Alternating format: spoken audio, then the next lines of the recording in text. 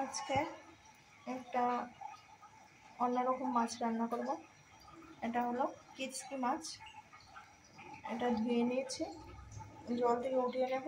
মাছটা কীভাবে রান্না করব ভিডিওতে দেখবেন। এখানে কিচকি মাছ তরকারির জন্য পেঁয়াজ কেটে নিয়েছি, মাছগুলো ভেজে নিচ্ছি।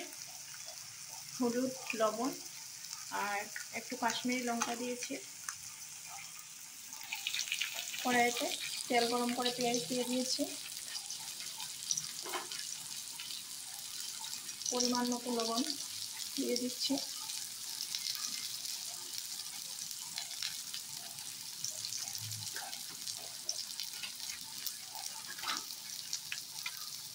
হলুদ গুঁড়ো,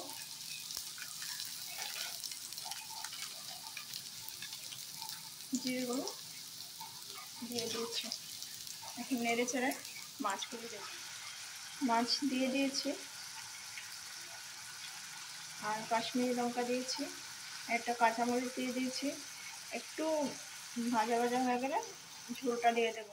এখানে ধনিয়া পাতা কেটে নিয়েছি, মাছ তরকারির মধ্যে নামানোর আগে দেব। তরকারিতে জল দিয়ে দেওয়ার পরে ধনিয়া পাতাও দিয়ে দিয়েছি।